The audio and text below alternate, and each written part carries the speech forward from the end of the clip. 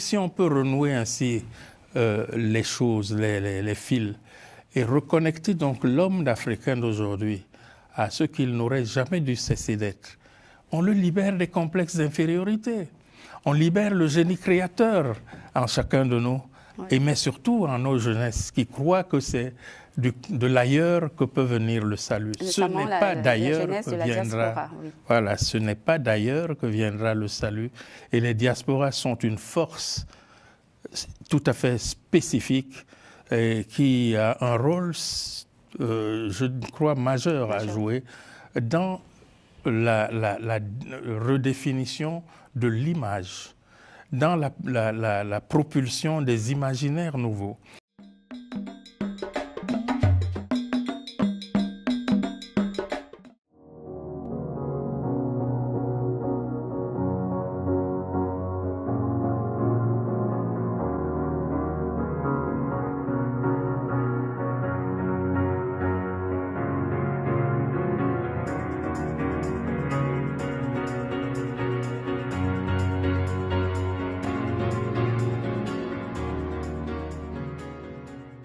Je commence.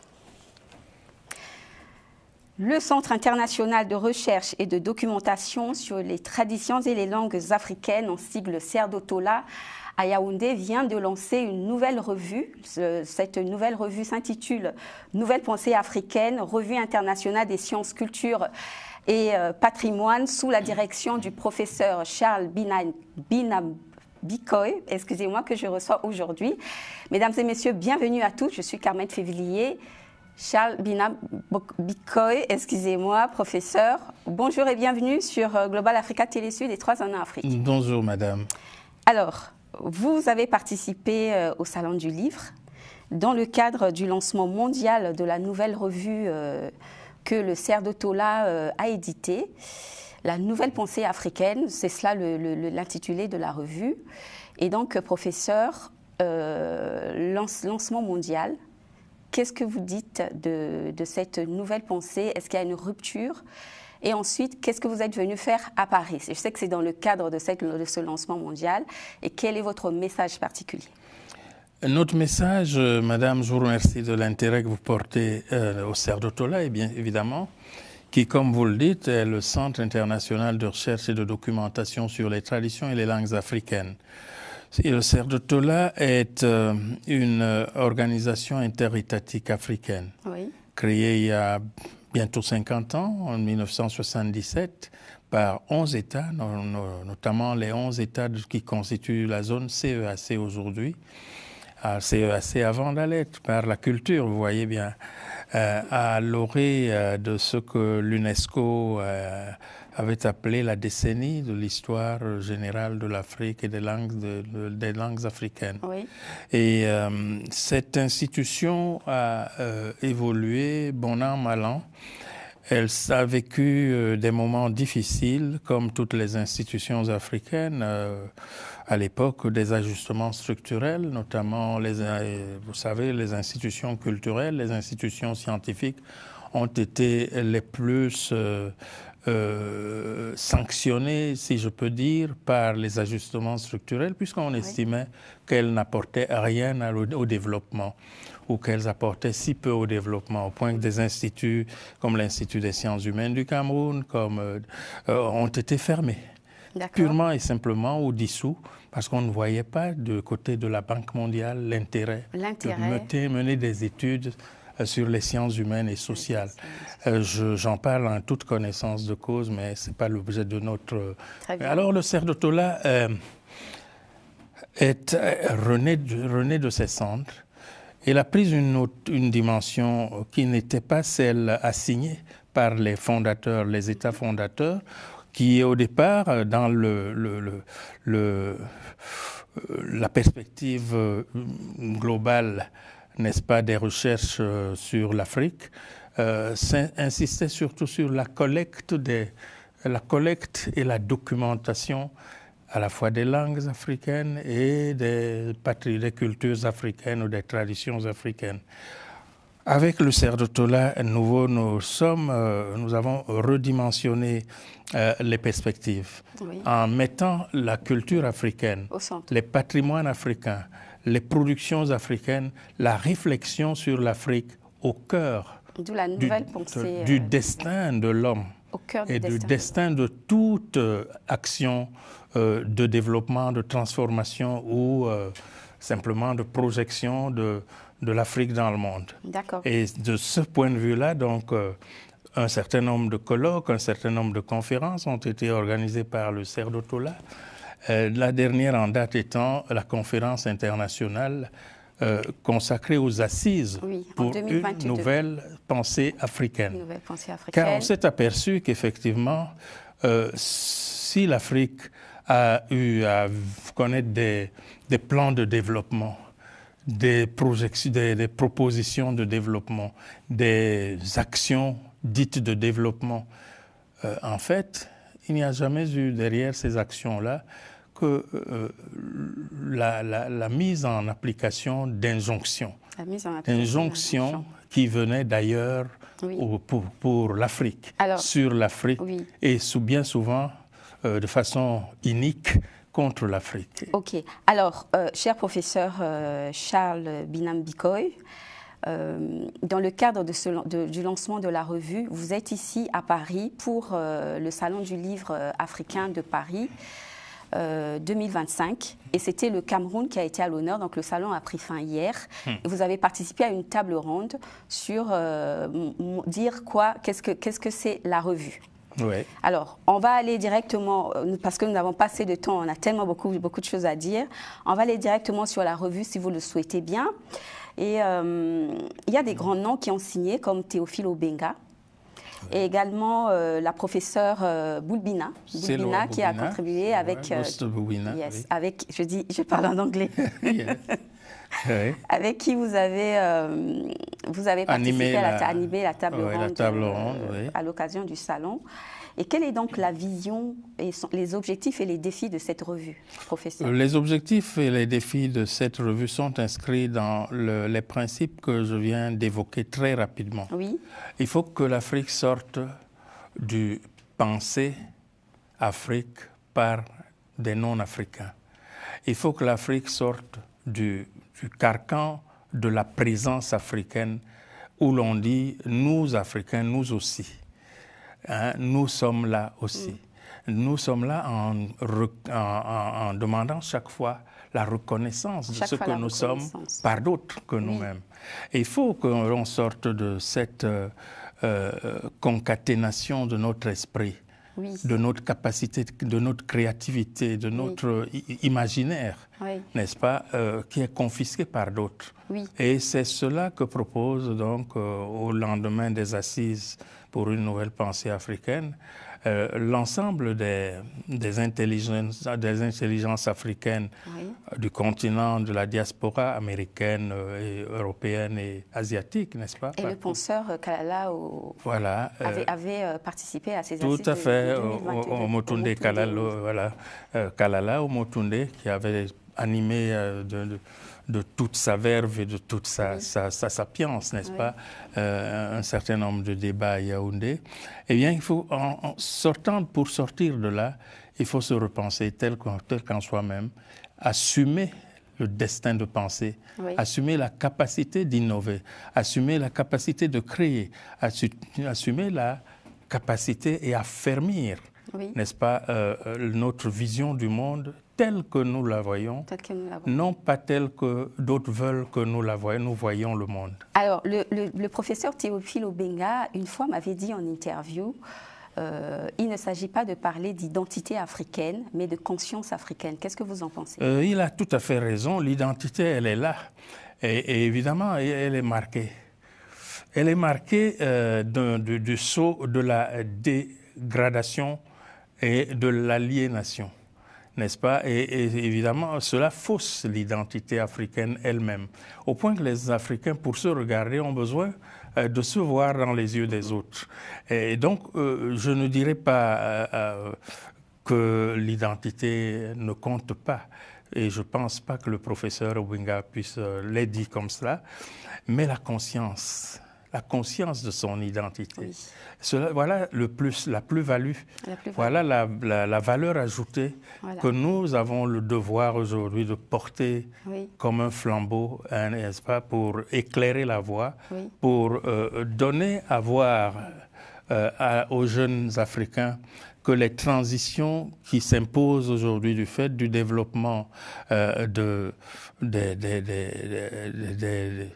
mécanismes qui gouvernent le monde doivent s'enraciner quelque part. Bien sûr. Elles doivent s'enraciner quelque part et l'Afrique a une histoire. Il faut retrouver les racines de notre histoire. La conscience de l'histoire. Et reconnecter l'homme d'aujourd'hui à ce qu'il n'aurait jamais dû cesser d'être. Si la parenthèse, n'est-ce pas, de la domination et de la spoliation de l'Afrique par des puissances extérieures à l'Afrique n'avait eu lieu. Et il faut, au-delà de cela, redonner la valeur à voir de l'Afrique glorieuse. Oui. Parce que l'Afrique n'a pas été inventée par les colonisations. Oui. L'Afrique existe avant les colonisations et c'est l'un des thèmes qui sont évidemment chers, qui étaient chers à Kalala Omotunde, pour montrer que les fondements même de la science, et Cheikh Anta Diop l'a démontré, Théophile Obenga l'a surabondamment illustré, les ténors, les fondements même de la science et de la connaissance et des savoirs ont pour berceau le sol et la tête et l'esprit des hommes et des femmes d'Afrique. Voilà, si on peut renouer ainsi les choses, les fils, et reconnecter donc l'homme d'Africain d'aujourd'hui à ce qu'il n'aurait jamais dû cesser d'être, on le libère des complexes d'infériorité. On libère le génie créateur en chacun de nous, mais surtout en nos jeunesses qui croient que c'est de l'ailleurs que peut venir le salut. Ce n'est pas d'ailleurs que viendra. Voilà, ce n'est pas d'ailleurs que viendra le salut. Et les diasporas sont une force tout à fait spécifique et qui a un rôle, je crois, majeur à jouer dans la redéfinition de l'image, dans la propulsion des imaginaires nouveaux, dans la formulation du narratif, n'est-ce pas, inscrit dans ces exigences d'autonomie, de liberté, de souveraineté, de démocratie selon les Africains eux-mêmes, et évidemment de développement et d'émergence pour ce qui est des aspects strictement matériels. Et à ce niveau, vous voyez, il faut s'enraciner quelque part. Il faut s'enraciner quelque part. Voilà. Il faut s'enraciner quelque part et les Africains devraient s'enraciner sur le sol, la terre africaine. Et donc, cher professeur, nouvelle pensée africaine, la négritude, quelle différence? Est-ce qu'il y a une rupture? La négritude a joué son rôle. C'était celui de dire qu'il y a eu des hommes qui pensent. Oui. Et des hommes qui pensent et qui ont pensé le monde, n'est-ce pas? Et qui ont le droit au respect de leur humanité, à la reconnaissance de leur production intellectuelle et culturelle, n'est-ce pas, parce qu'elles existaient. Mais évidemment, l'approche et le historique confinait la négritude dans la revendication de l'identité, tel que vous l'avez évoqué tout à l'heure, n'est-ce pas? Et derrière l'identité, on n'a pas vu suffisamment la mobilisation des consciences dans les combats à venir. Ceci étant, c'est grâce à la négritude quand même et à ces prises de position que l'Afrique doit, des continents, doit la libération, j'allais dire symbolique, à travers les indépendances juridiques, n'est-ce pas, qui ont sanctionné la période de décolonisation. Donc la négritude a joué ce rôle-là, celui que nous reconnaissons comme consacré par la revue Présence africaine, née sur les bords de la Seine, n'est-ce pas, avec la reconnaissance progressive du monde des hommes et des femmes qui croyaient à l'époque détenir seule la pensée, la capacité de penser, d'être présent sur un certain nombre de terrains. C'était une revue culturelle du monde noir. Aujourd'hui, nous passons à la vitesse supérieure. Non plus la pensée africaine, mais la puissance africaine. Mais la puissance africaine. Construire en déconstruisant, oui. Construire en renouant, en remettant en place des ponts, n'est-ce pas, pour qu'il y ait une continuité, une prise en conscience des continuités nécessaires, oui. N'est-ce pas, et une minimisation des contingences négatives, n'est-ce pas, qui permettent donc de voler vraiment vers l'édification d'un nouvel homme africain dans un monde qui requiert sa compétitivité aujourd'hui plus que jamais, parce que vous voyez que le monde est en plein essoufflement.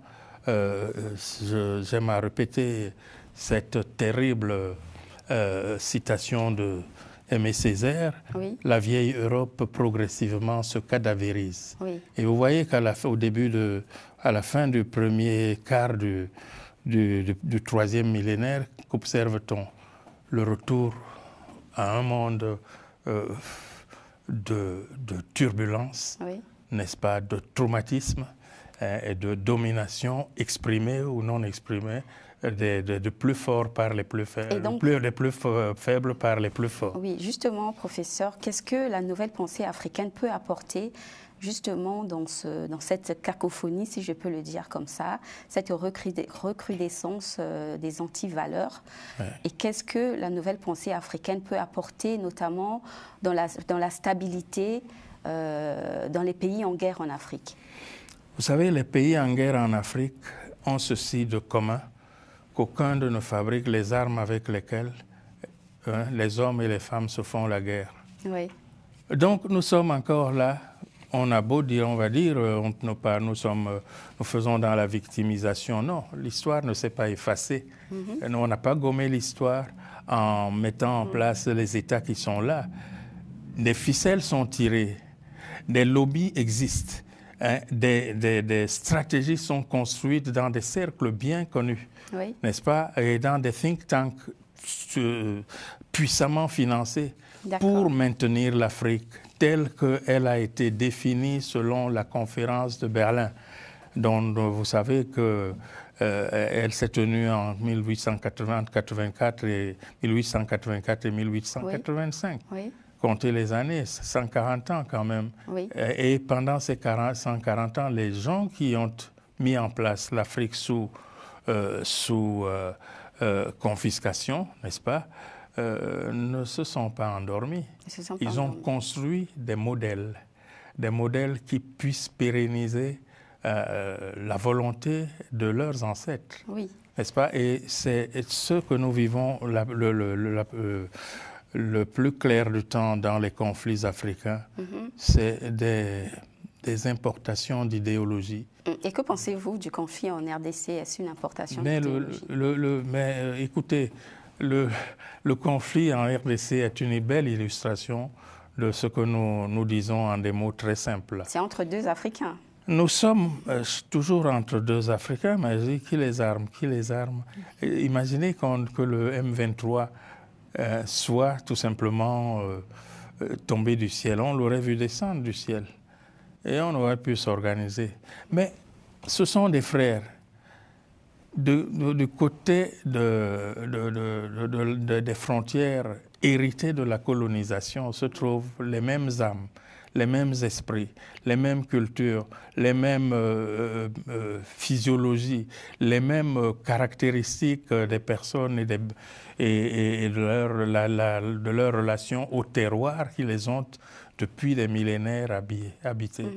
Mais à un moment, on vous dit, pour prendre le cas, laissons la RDC, prenez un cas connu, le Rwanda, on vous dit, vous êtes les Tutsis, vous êtes différents des Hutus. Oui. Comme si cela avait été le fait de l'histoire. Oui, ça, on voit ça dans beaucoup de pays, de pays africains. Vous allez retrouver cela, où des hommes et des femmes qui, en fait, appartiennent aux mêmes cultures, oui. Deviennent des ennemis pour des intérêts qu'ils gagneraient tout simplement à résoudre hein, sous l'arbre à palabre, selon les traditions africaines. Oui, selon les traditions africaines, oui, transmises par la nouvelle pensée, certainement. Alors, dans le cadre de la nouvelle pensée, nous pensons nous disons qu'il y a une place pour la gestion des conflits. Pour la médiation? Il y a plus que la médiation. Il y a tout simplement le regard de l'autre comme autre dans le cadre de la philosophie Ubuntu.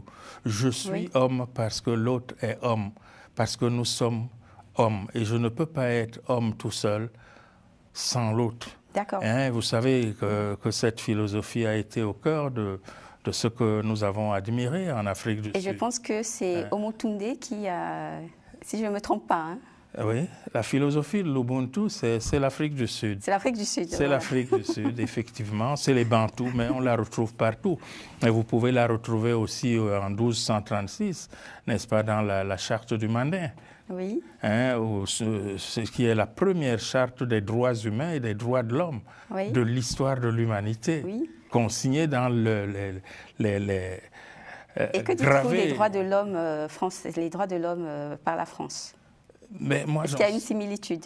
Je ne sais pas ce que vous appelez les droits de l'homme par la France. Je connais les droits de l'homme tels que l'Afrique les a définis, mais qui sont antérieurs à toutes les chartes des droits de l'homme.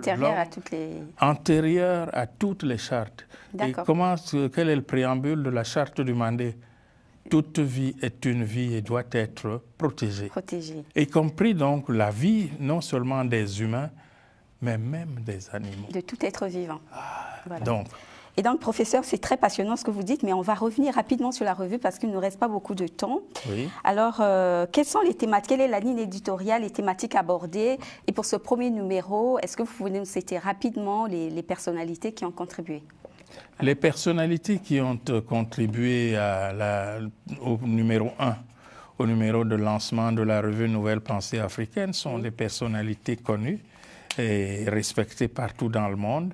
N'est-ce pas, vous connaissez Théophile Obenga, vous connaissez Molefi qui était à Santé, qui est de la diaspora américaine, n'est-ce pas? Le professeur Boubina. Oui, fondateur de la théorie de l'africentricité, n'est-ce pas, et professeur de il a publié une centaine de livres là-dessus, Molefi qui était à Santé. Comme il est lu en anglais, il est très peu connu dans les milieux francophones, mais il est membre du conseil scientifique de la revue et il nous a gratifié d'une leçon de prescription dans le premier numéro de cette revue.